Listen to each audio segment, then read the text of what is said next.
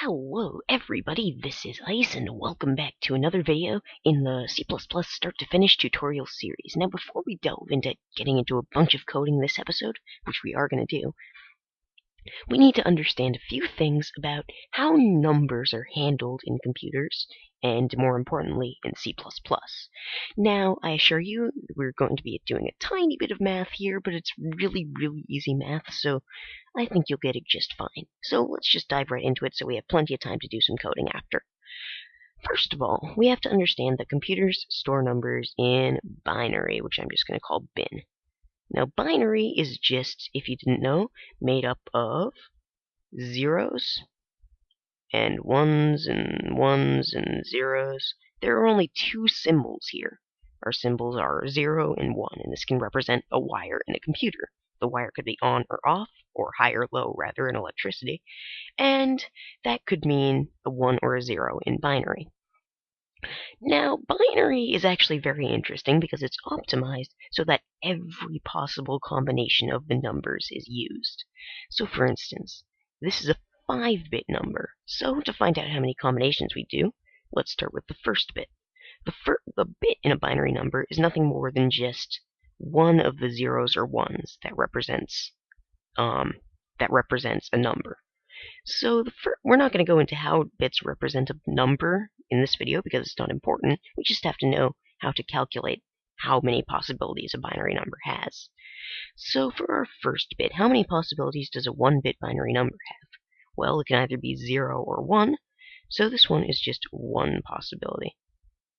For our next bit, if we had a 2-bit number, well then, for every possibility this has, this is going to have two different possibilities. So it's going to have 2 times 2 possibilities, which is 4. So a 2-bit number, and I'm sorry, this is supposed to be 4, not 1, or 2, not 1. Okay, what about a 3-bit number? Well, for every possibility all this has, this is going to have 2 different possibilities. So it's going to have 4 times 2, or 8. Like that. In a 4-bit number, it's going to have 8 times 2, or 16 possibilities. And for the last one, for 5 bits, it is of course going to be 32, because 16 times 2. Now, we can generally write this down as just the powers of 2, or 2 to the n. So, 2 to the n will tell you how big a binary number can be. Now, there is a problem, and that problem is 0. I'm going to write 2 to the n in a different color here. 2 to the n. So, this is great, but it gives us one problem. For 0, that takes up a state 2, so we have to account for that.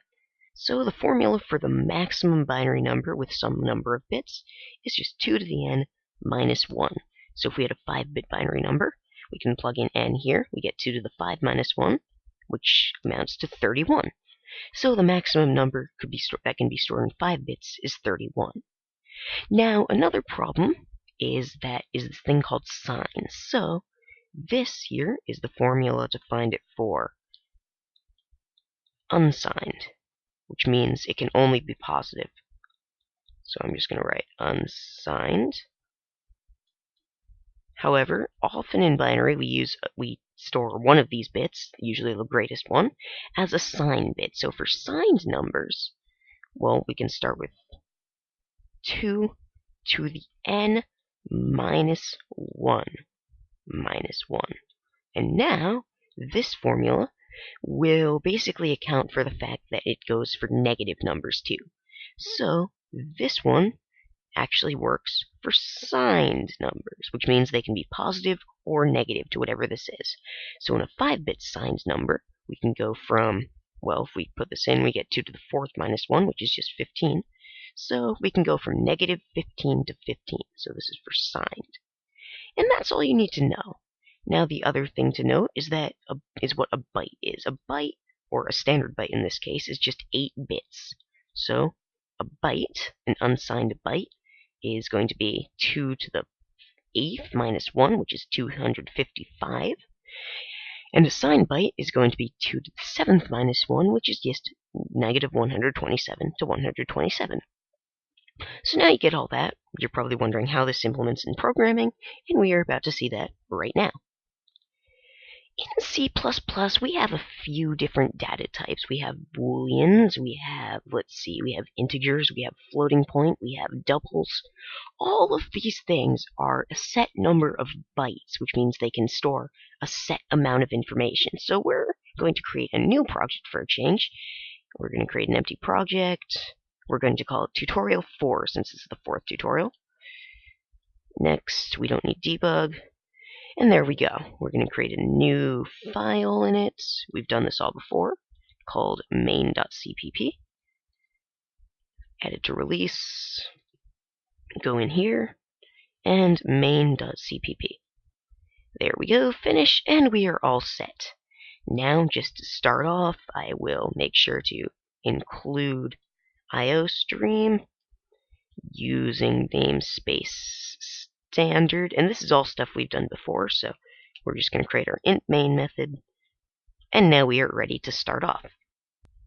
So in C++, in addition to the string data type, which we already know about, which is kind of even on its own because we have to go include string to use it, but it turns out that for all the other data types, they're already included. We don't have to do it, and we're already using one here. We're using the int main, and we'll speaking of that, return 0 here. So there are several different data types in C++. We have, to name a few of them, we have the bool, we have the char, which stands for character, we have short, we have int, we have long, we have float, and we have double. Now, in addition to all of this, we also have this method in C++ called sizeOf. Now, sizeOf is a really, really nice method that lets us kind of do an experiment involving these data types. It's basically going to tell us exactly how many bytes each of these numbers are. So let's get started.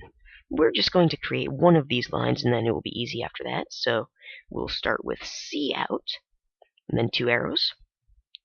And now we're going to say, in a string, size of, we will start with the boolean, so we'll just say bool, then a colon and a space, and now we're going to go 2 more arrows, and now this is going to be size of bool, okay, and then we're going to go again and say end L, and that should compile just fine if we try it, and my arrows are going the wrong way again, yay me.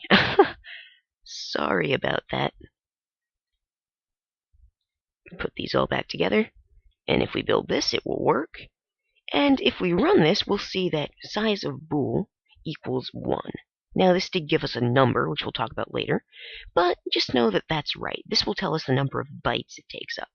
So now what I'm going to do is I'm just going to copy this line and put it in 1, 2, 3, 4, 5 times. Actually 6. Why not?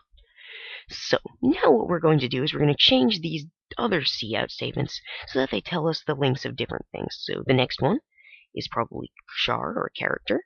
We'll change this one in here to char. And we just want to do this with all of them. Next we're going to have short, and then the size of a short. Next we're going to have a int, and then we're going to do size of int. I guess we can next do long, and then we're going to do size of long. This one's a little bit weird, so we'll talk about it in a bit more detail. We're going to do float, and finally size of double, and double. So now what we've done is we've made a program that will tell us the different sizes of all of these different types of numbers in bytes. So now we can actually build this, and I realized last time that we can actually just hit build and run. That makes things easier. And now we're going to get all of these weird numbers. We're going to get 1, 1, 2, 4, 4, 4, 8. Now, long might be a little bit weird, so we're not going to talk about it as much today, maybe a little bit in a different episode, but this tells us the number of bytes that there are in one of these data types. So from this, we can use our formulas to figure out exactly how big these different data types can be. Now, a boolean can just be yes or no. It's only 1 bit, but since a computer can only use bytes, it can't use bits all on their own. It uses an entire byte and just turns it on or off, which is unfortunate, but it's just how it has to be. So a Boolean can only have two different states. You'll find that that's actually very useful when we get into conditional programming later, but we'll talk about that in a bit. Next is a char. This is a character. It only takes 1 byte as well.